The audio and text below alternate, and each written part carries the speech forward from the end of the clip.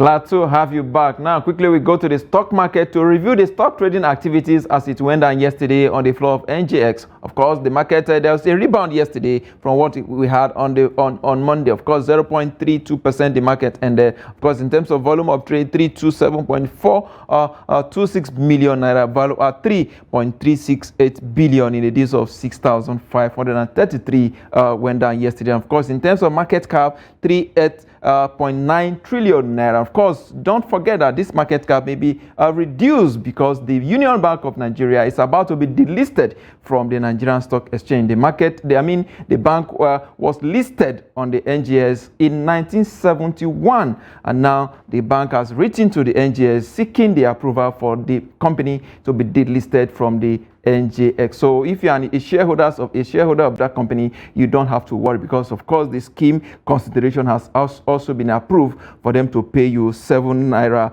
and 7 kobo per shares. Of course, 193 billion naira will be actually deducted or removed rather from the market cap once that process is completed. Quickly we look at the top gaining equities.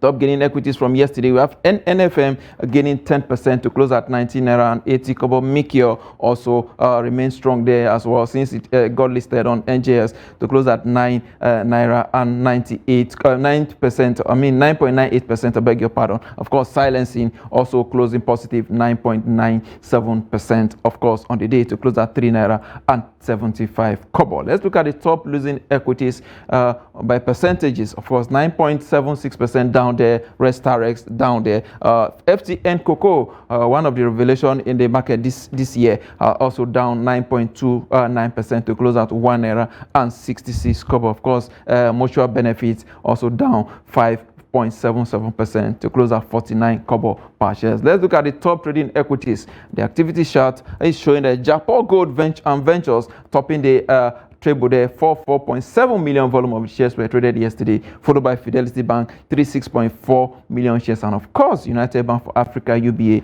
traded 26.7 million volume of shares. Let's look at how all this reflected in terms of the sectorial performance. We have the banking sector doing 0.69%, the industrial sector 1.39%. In fact, the biggest gainer for the day, while the consumer goods sector is down 0.11%. The oil and gas sector still dormant, and of course the insurance sector 0.23% in the positive. Let's look at the rest of Africa. The rest of Africa in Joburg in South Africa is up. I think it's all green in Africa today, 1.53%. Of course, you go to Ghana, it's close flat, and of course in Nairobi 1.16%. These are the highlights of stock trading as it went down in Africa today. Of course, let us also bring you up to speed that the NLC strike is in day 2 as we speak. The strike is still on, and then we will try to get the update with regard to what is going on the field. And I have joining me via phone Olawale Okunniyi. Olawale Okunniyi is the head national coordinating secretariat, United Action for Civil Society. Good morning, Mr. Olawale. Good morning. Yes, good to have you here with you. Yes, good to have you. Tell us what is the update with regard to this strike, and then maybe you should clarify for us: is NLC right to embark on the strike because of what happened in Imo State? Well, the update is such that the strike has scaled up today. More compliance because information has gone around, and it will continue like that indefinitely to scale up. More compliance, more people are complying because they've seen that it has actually started indeed. And so we have an effective strike in action. More states have joined, more unions and affiliates have joined, and then it's going on fine, and the labor union is resolved to take the country back and to give dignity back to Nigerian workers.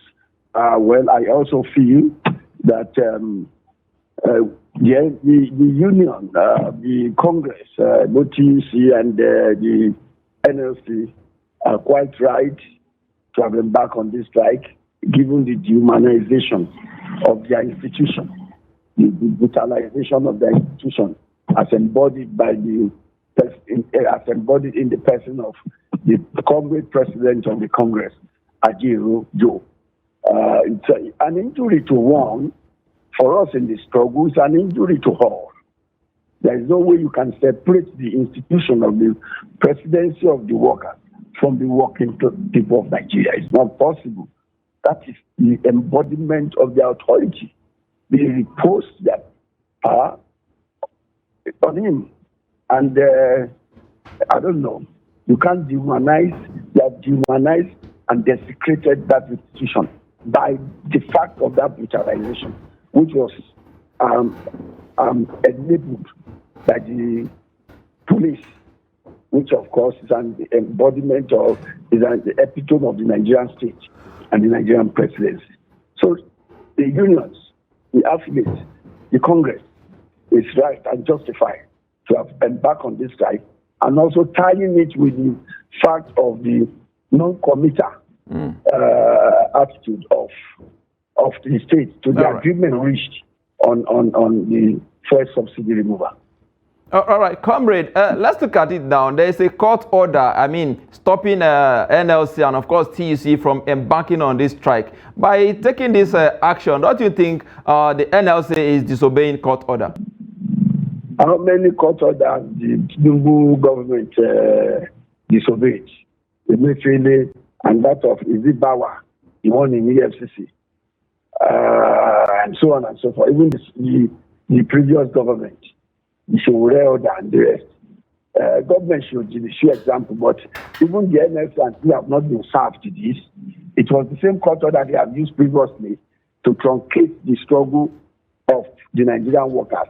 When the first subsidy was removed, they quickly rushed to the court and procure court order to truncate and frustrate the Nigerian people. They are not going to listen to that. Nigerian civil society has said it's going on. The Nigerian civil society will not even listen to that. And we have told the NLC that they dare respect any black market order itself. We will pounce on them. We ourselves will pounce on them and deal with them ruthlessly. You can't be treacherous to them. Enough of black market order that is not implemented or that they are respectable. Enough of that. The Nigerian people are tired. They are even saying that NLC have sold out. And that's why they are always calling up the strike on flimsy excuse of court order. What a court order is that? No, all right. Comrade, before I let you go, how would this strike affect the overall interest of Nigerians? There's no judiciary anywhere. Comrade, can you hear me? Yes. Yes. How would this strike now affect the overall interest of Nigerians? Well, it's going to help Nigerians regain their control, because government is going to be forced to listen to know that there is hardship in the country. People can no longer eat. People can no longer live. People are dying instrumentally. People are dying everywhere, and nobody seems to care in government. Yeah, the profligacy of government has become humongous. You know, the lifestyle has become, so large than life. And then Nigerians are dying. So it's going to help Nigerians to take their country back. All right. To speak in power.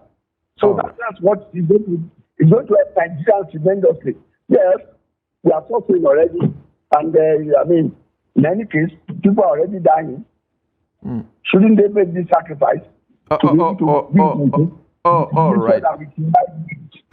All right, Comrade Olawale Okunniyi, I must thank you for your time on the show today.